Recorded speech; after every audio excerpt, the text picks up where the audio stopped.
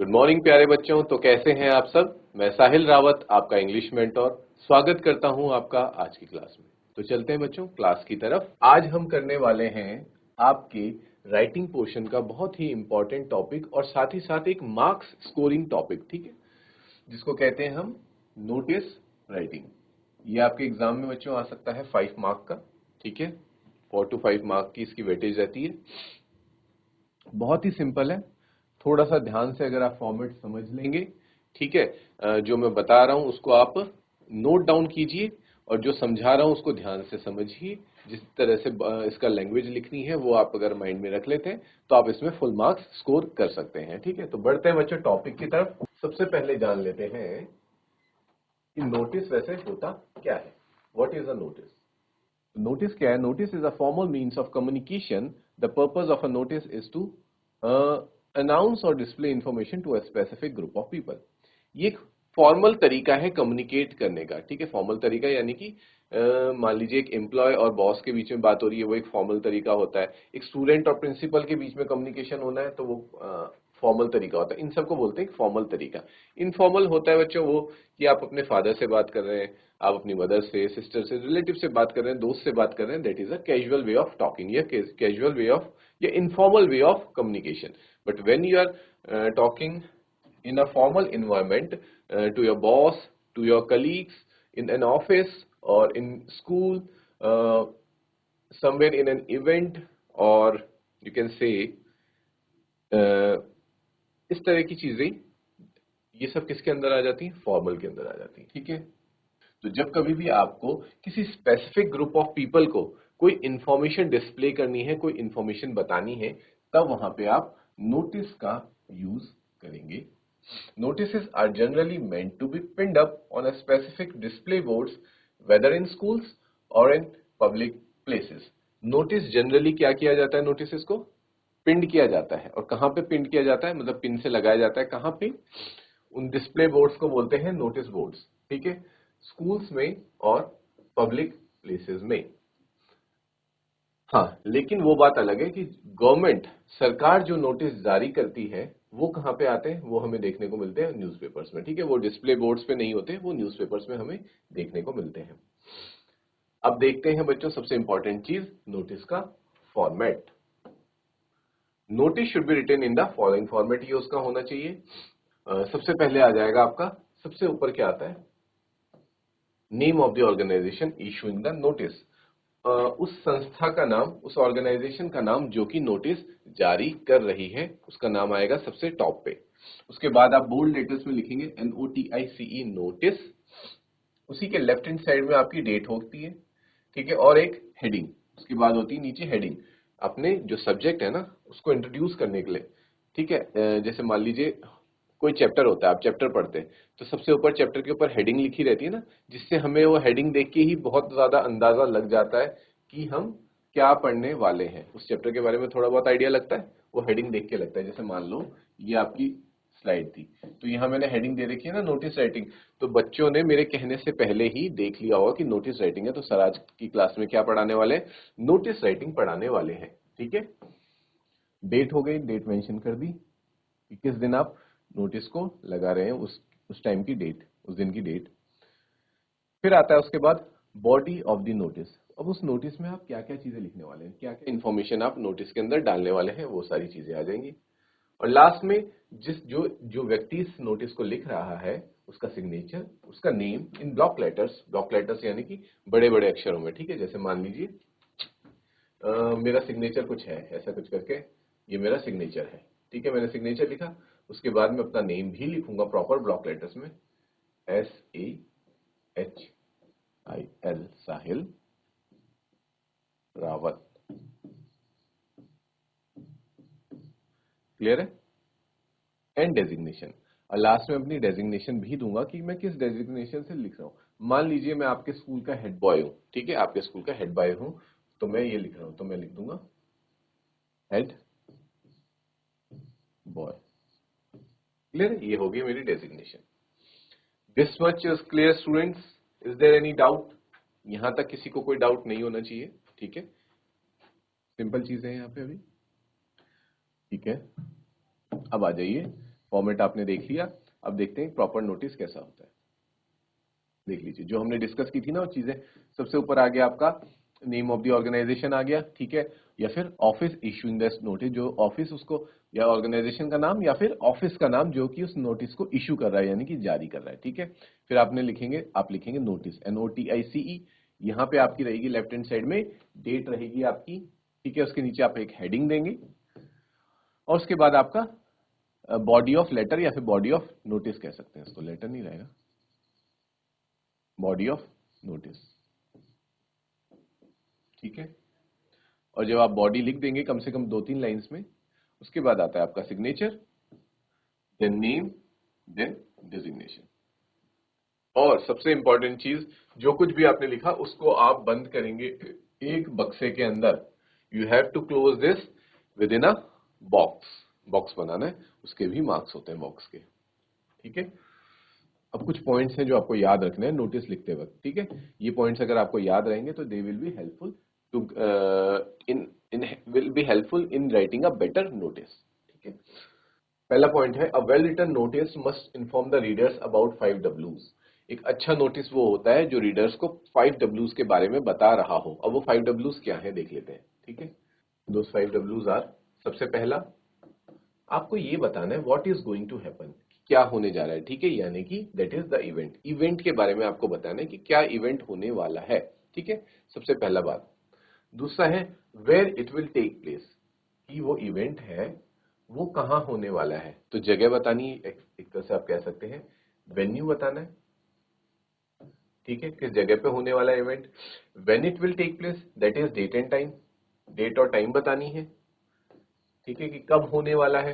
Who can apply और is eligible for it, मतलब कौन उस इवेंट में आने के लिए एलिजिबल है, या फिर अगर वो इवेंट है, और या फिर अगर वो कोई एग्जीबिशन है या कोई टूर है या फिर कोई कैंप है तो उसके लिए, या कोई कंपटीशन है तो उसके लिए कौन अप्लाई कर सकता है। जैसे मान लीजिए आपके स्कूल में आप एक हेड बॉय हो, आपको रिस्पॉन्सिबिलिटी दी गई है कि आपने कंडक्ट करवाना है ड्राइंग कॉम्पिटिशन या फिर एक क्विज कॉम्पिटिशन, ठीक है, और आप चाह रहे हो कि उसमें 5th क्लास से ऊपर के स्टूडेंट्स यानी कि 6th ऑनवर्ड्स, कह सकते हैं 5th ऑनवर्ड्स कि बच्चे पार्टिसिपेट करें। तो आप ये भी लिखेंगे ना, जरूर मेंशन करेंगे कि only students above class 5th और above this age are able to apply, ठीक है, are eligible to apply for this competition. तो ये लिखना भी जरूरी है कि कौन कौन अप्लाई करेगा उसमें या कौन एलिजिबल है। और अगर स्टूडेंट्स अप्लाई करते हैं, एलिजिबल हैं उसमें, तो वो फिर अप्लाई करने के लिए किससे कांटेक्ट करें, या कोई अगर आपने फीस वगैरह रखी है, ठीक है, कोई अमाउंट है जो पे करना है, तो वो कहाँ पे जाके पे करें। तो उस पर्सन का भी आपको, उस पर्सन का क्या, क्योंकि आप ही नोटिस इशू कर रहे हैं तो वो पर्सन आप ही हैं, आपको अपना कॉन्टेक्ट डिटेल डालना कंपलसरी है। तो अपना कॉन्टेक्ट डिटेल डालें, ठीक है। ये तो हो गए 5 Ws। नेक्स्ट पॉइंट में आते हैं, only the most important point should be written. आपको सिर्फ और सिर्फ उसमें जो बहुत महत्वपूर्ण, अति महत्वपूर्ण चीजें हैं वही लिखनी है, फालतू की बकवास उसमें नहीं करनी, ठीक है। उसका रीजन मैं अभी बताऊंगा क्यों नहीं करनी। AOD, that is any other details given in the question, और कोई डिटेल, मान लीजिए कोई डिटेल्स है जो क्वेश्चन में गिवन है, तो उस डिटेल को जरूर से वहां पे लगाएं, ठीक है, वहां पे मेंशन करें।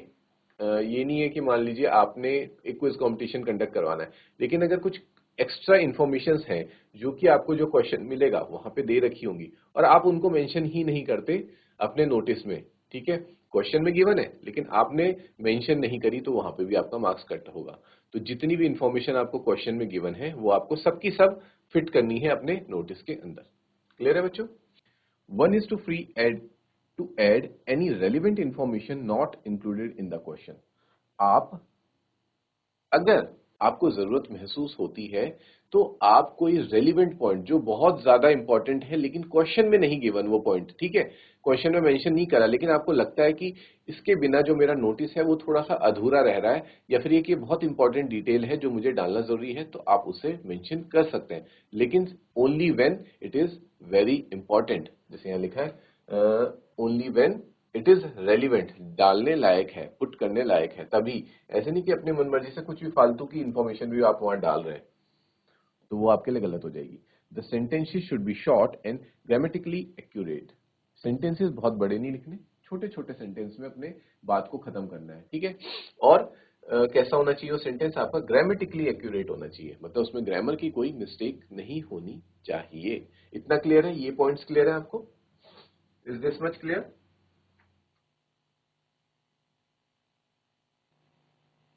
ओके स्टूडेंट्स, तो आगे बढ़ते हैं। कुछ और पॉइंट्स देखते हैं, फिर हम बढ़ेंगे सीधा नोटिस की तरफ। This should be in the passive voice as far as possible. आपको पैसिव वॉइस का यूज करना है, ना कि एक्टिव वॉइस का, ठीक है। The notice should be presented within a box. जो मैंने आपको बोला था कि जो आपका नोटिस है वो बॉक्स के विद इन होना चाहिए, बॉक्स के अंदर आपको उसको पुट करना है। The word limit for a notice is 40 to 50 words. देखिए, मैं आपको क्यों बार बार बोल रहा था कि सिर्फ और सिर्फ इंपॉर्टेंट पॉइंट्स लिखिए, रेलिवेंट पॉइंट्स ही लिखिए। क्यों? क्योंकि वहां पे आपको वर्ड लिमिट गिवन होगी, that will be around 40 to 50 words. If you exceed this word limit, your marks will be deducted. इसलिए आपको वर्ड लिमिट को एक्सीड नहीं करना है। और कौन से वर्ड्स काउंट होते हैं? Only the words in the body of the notice are counted. मतलब आपके वो वर्ड काउंट नहीं होंगे, ठीक है, जो आपने हेडिंग डाली, आपने नोटिस लिखा और आपने नेम ऑफ ऑर्गेनाइजेशन लिखा, डेट लिखी, वो सब काउंट नहीं होगा। और लास्ट में सिग्नेचर, डेजिग्नेशन, नेम, वो सब काउंट नहीं करना। आपको सिर्फ जो बॉडी की बात हो रही है, जो बीच का जो बॉडी वाला पोर्शन है ना नोटिस का, सिर्फ उसकी बात हो रही है कि उसकी वर्ड लिमिट 40 to 50 रहनी चाहिए। क्लियर है? इससे ऊपर नहीं जानी चाहिए। Information given in a notice must be clear and should not cause any misunderstanding or confusion। जो आप इंफॉर्मेशन देंगे उसमें आपको कैसी रखनी है? क्लियर इंफॉर्मेशन रखनी है। उससे ऐसा नहीं होना चाहिए कि किसी प्रकार का कोई कंफ्यूजन हो जाए। ठीक है, मान लीजिए कि आप हेड बॉय हैं स्कूल के और आप एक नोटिस जारी कर रहे हैं क्विज कंपटीशन के लिए, और आपका जो लिखने का तरीका था उसमें थोड़ी गड़बड़ी होगी और बच्चों को पता ही नहीं चल पा रहा कि क्विज कंपटीशन कब है, कौन कौन सी क्लासेस उसमें पार्टिसिपेट कर सकती हैं, और कितनी उसकी फीस है, कांटेक्ट किसको करना है, और तो फिर it will be a kind of chaos. ठीक है, एक कियोस स्प्रेड हो जाएगा, बच्चों को पता ही नहीं चलेगा, सब कंफ्यूज हो जाएंगे क्या करना है क्या करना है। फिर वो जाके अल्टीमेटली टीचर्स के पास जाएंगे और फिर टीचर्स क्या करेंगी? जिसको उन्होंने रिस्पॉन्सिबिलिटी दी होगी उसको फिर डांट पड़ेगी। They will scold that person. आप अगर हेड बॉय हो तो दे विल स्कोल्ड यू कि भाई तुमने किस तरीके का नोटिस लिखा। जब सारे बच्चे तो कंफ्यूज ही हो गए, जब इनको हमें ही बताना था तो फिर what was the purpose of writing this notice. ठीक है, इसलिए आपका नोटिस ऐसा होना चाहिए जो कि आप बच्चों को क्लियर इंफॉर्मेशन या कहीं पे भी क्लियर इंफॉर्मेशन दे and should not cause any misunderstanding और confusion. Clear? A notice must be catchy and appealing. Notice कैसा होना चाहिए? कैची होना चाहिए। ठीक है, मतलब जो देखे तो थोड़ी देर तक के लिए देखता रह जाए। ठीक, कैची वही होती है ना, वही चीज। जैसे मान लीजिए फॉर एग्जांपल हम ट्रेवल कर रहे होते हैं और ऐसे तो हमारे बगल से बहुत सारी गाड़ियां गुजरती है, लेकिन कोई गाड़ी ऐसी होती है जो हमारा ध्यान अपनी ओर आकर्षित कर लेती है कि हाँ यार ये तो कितनी अच्छी गाड़ी गई, क्या इसमें मतलब कितना अच्छा मॉडिफिकेशन वगैरह कर रखा था, या फिर जो भी है कुछ भी चीज हो सकती है, उसके टायर्स इतने अच्छे थे, उसका बोनट इतना अच्छा था। ये सारी चीजें हमें अपनी ओर वो करती हैं, खींचती हैं, तो उसी को बोलते हैं कैची। ठीक है, जो आपको अपनी ओर अट्रैक्ट करे। तो आपका नोटिस भी कुछ ऐसा होना चाहिए, अगर टीचर उस नोटिस को पढ़ रहा है, अगर आप एज अ स्टूडेंट लिख रहे हैं तो अगर आपका टीचर आपका उसको चेक करने के लिए पढ़ रहा है तो उसे लगना चाहिए कि हाँ एक अच्छा नोटिस इसने लिखा हुआ है। और अगर आप मान लीजिए सच में एक हेड बॉय है और आप नोटिस नोटिस बोर्ड में लगाते हैं, तो नोटिस का मतलब क्या है बच्चों? कि लोग उसे नोटिस करें ना, ये थोड़ी कि देख के नजरअंदाज करके आगे बढ़ ले और कोई उस नोटिस को पढ़ ही नहीं रहा, उसमें कोई इन्फॉर्मेशन लगा रखी है, वो इन्फॉर्मेशन बच्चों तक पहुंची ही नहीं, लोगों तक पहुंची नहीं और लोगों ने इग्नोर किया। और मान लीजिए कोई इवेंट था, वहां पे कोई आया ही नहीं उस इवेंट में। क्यों? द रीजन वॉज कि आपने जो नोटिस लिखा था वो इतना बेकार लिखा था, इतना कह सकते हैं इट वॉज सो नॉर्मल कि लोगों ने उसको इग्नोर कर दिया। तो ऐसा नहीं होना चाहिए। आपका नोटिस नोटिस कैसा होना चाहिए? एक कैची होना चाहिए कि लोग जो भी वहां से नोटिस बोर्ड के बगल से गुजरे हैं उसको देखें, क्योंकि नोटिस बोर्ड में बहुत अलग अलग there are different types of things which are pinned out there on notice board. तो उस नोटिस बोर्ड में जब लोगों की नजर जाए तो आपके नोटिस में भी जरा वो रुकें और ठहरें और पढ़ें कि क्या लिखा है इस नोटिस में। ठीक है, तो your notice should be catchy, यही बताया गया। Increase the visual appeal of your notice by using bold letters. अब आप अपने नोटिस को कैची कैसे बना सकते हैं? बोल्ड लेटर्स का प्रयोग कीजिए, क्योंकि जो बोल्ड लेटर्स होते हैं ना, लोग उस पर ध्यान देते हैं। बोल्ड होगा, थोड़ा डार्क होगा और थोड़ा बड़ा होगा, तो उस पर ध्यान देंगे। स्लोगन्स अगर आपने लिखे होंगे कुछ, ठीक है, अगर स्लोगन्स लिखे होंगे, कहावतें लिखी होंगी, मुहावरे टाइप के लिखे होंगे, तो और उनको इन्वर्टेड कॉमास में फ्रेम कर रखा होगा तो लोग डेफिनेटली देखेंगे। स्ट्राइकिंग वर्ड्स, कुछ ऐसे वर्ड्स यूज कर दीजिए जैसे डिवास्टेटिंग, डिस्ट्रक्टिव, डिस्ट्रक्टिव तो खैर नहीं आएगा इसमें, या फिर ट्रिमेंडस जॉय है ना, मतलब आप इवेंट के लिए अगर किसी को बोल रहे हैं तो you will feel a tremendous Joy, ठीक है। इस तरीके के स्ट्राइकिंग वर्ड्स उसमें यूज कीजिए ताकि लोग उसे देखें। फ्रेजेस का यूज कीजिए, फ्रेजेस भी वही हो जाते हैं, वर्ड, दो तीन वर्ड्स मिलके जो एक फ्रेज बनता है, ऐसे फ्रेजेस को यूज कीजिए। अगला पॉइंट है स्टैंडर्ड एब्रिविएशन। एब्रिविएशन का मतलब होता है शॉर्ट फॉर्म्स, तो जो स्टैंडर्ड शॉर्ट फॉर्म्स है सिर्फ और सिर्फ उनका यूज कीजिए, ना कि आप ये करेंगे कि अपना स्पेस बचाने के लिए, या कह सकते हैं अपनी वर्ड लिमिट को कम करने के लिए हर चीज ही शॉर्ट फॉर्म में लिख रहे हैं, ऐसा गलती नहीं करनी है, ठीक है। ये हो गया। तो ये सारे हमारे कुछ पॉइंट्स थे जो नोटिस स्टार्ट करने से पहले हमें अपने दिमाग में रखने थे। मुझे लगता है जिस हिसाब से मैंने पढ़ाया है आपने अपने दिमाग में रख लिए होंगे, और रख लिए हैं तो चलते हैं सीधा नोटिस की तरफ। अच्छा, नोटिस की तरफ चलने से पहले थोड़ा मार्किंग स्कीम दे रखी है इसमें कि नोटिस में जो, देखो, जो नेम ऑफ ऑर्गेनाइजेशन था जो मैंने बताया था सबसे ऊपर लिखना है, उसके बाद नोटिस लिखना है, हेडिंग डालनी है और डेट लिखनी है। सिर्फ और सिर्फ इतना करने पे ना आपको 2 मार्क्स मिल जाएंगे, फ्री के मार्क्स हैं, ठीक है। 2 number. The name and designation of the person, जो नेम और डेजिग्नेशन लिखना है लास्ट में, उसके आधे नंबर है, ठीक है। और नोटिस को बॉक्स के अंदर रखना है, उसके आधे नंबर। तो 2 और 3 नंबर, 3 नंबर तो आपको ऐसे ही मिल जाए। अब रही बात कंटेंट एंड लैंग्वेज की, तो उसमें आपको 2 नंबर स्कोर करने की कोशिश करनी है कि आप अच्छी अच्छी लैंग्वेज लिखें, ठीक है, स्ट्राइकिंग वर्ड्स लिखें, स्लोगन्स यूज करें, फ्रेजेस यूज करें, तो उससे आपको 2 मार्क्स में से कम, वैसे तो कोशिश करें 2 आउट ऑफ 2 मिले, लेकिन 1.5 तो मिले ही मिले, ठीक है। तो इस तरीके से आप कंप्लीट 5 आउट ऑफ 5 मार्क्स इसमें स्कोर कर सकते हैं। यहां तक क्लियर है बच्चों? तो आएंगे हम अपने नोटिस की तरफ।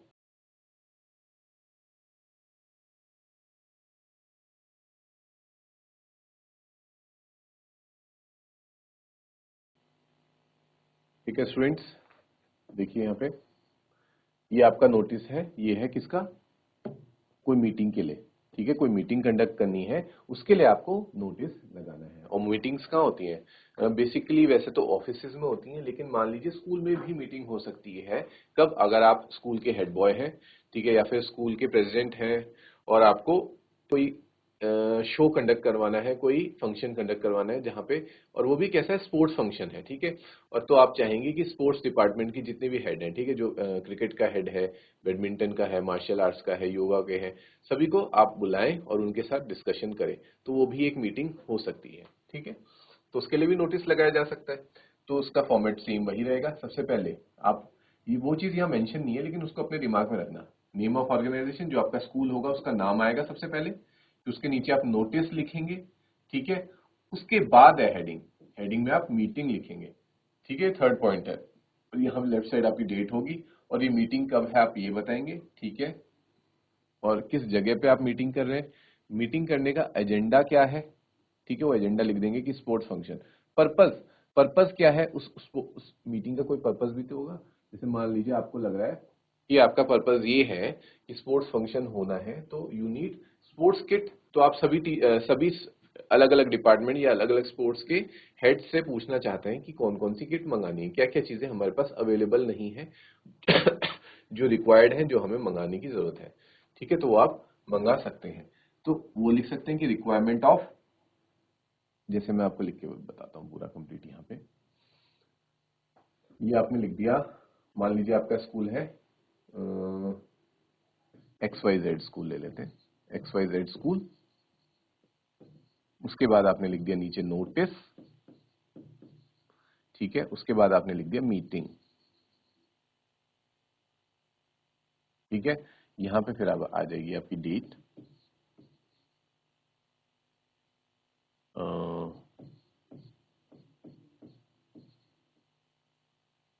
ठीक है, टाइम,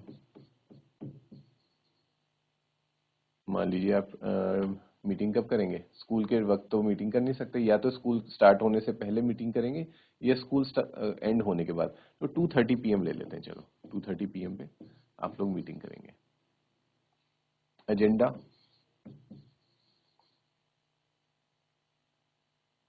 स्पोर्ट्स फंक्शन, ये आपका एजेंडा है कि आपको स्पोर्ट फंक्शन कंडक्ट करना है, स्पोर्ट फंक्शन।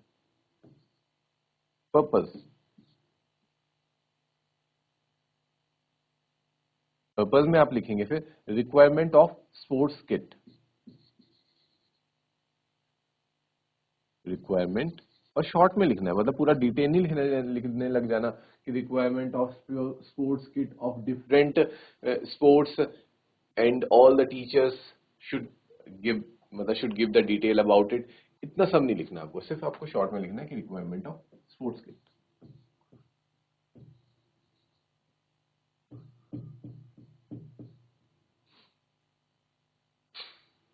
फिर आएगा हु टू अटेंड, कौन इसको अटेंड कर सकता है, ठीक है। तो हु टू अटेंड में आप लिख देंगे कि हेड्स ऑफ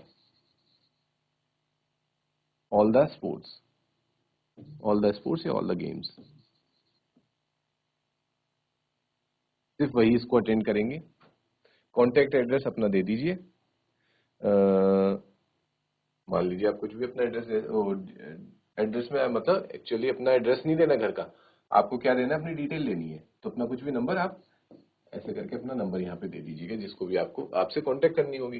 और लास्ट में स्पेसिफिक इंस्ट्रक्शन में आप क्या लिख सकते हैं कि जो भी मीटिंग में आ रहे हैं वो अपने साथ क्या लेके आए, एक pen and notebook, bring a pen and notebook. ये आप एक इन्फॉर्मेशन दे सकते हैं ना, क्योंकि आप मीटिंग करने बैठ रहे हैं तो हर इंसान को एक पेन और नोटबुक की जरूरत तो होगी। कि मान लीजिए मैं हेड बॉय हूँ तो मैं बोलूंगा अच्छा ठीक है ये नोट डाउन करो क्या क्या आपको चीजें चाहिए, आप भी नोट डाउन करो, तो कहाँ नोट डाउन करोगे, तो पेन और नोटबुक चाहिए, तो इसलिए ब्रिंग या come with a pen and notebook, ठीक है। तो इस तरीके से आपका ये हो जाएगा नोटिस तैयार। और इस नोटिस को आप क्या करेंगे, एक बॉक्स के अंदर एनक्लोज कर देंगे। ये मैंने थोड़ा रफ में बताया है बच्चों, इसी चीज को आपको बिल्कुल नीट एंड क्लीन तरीके से करना है, ठीक है, बिकॉज नीटनेस के ही मार्क्स आपको मिलने वाले हैं। क्लियर है मीटिंग का फॉर्मेट, इसको देख लीजिए, इसको नोट डाउन कीजिए, फिर बढ़ते हैं आगे नेक्स्ट फॉर्मेट की तरफ। मीटिंग वाला तो ये हो गया आपका।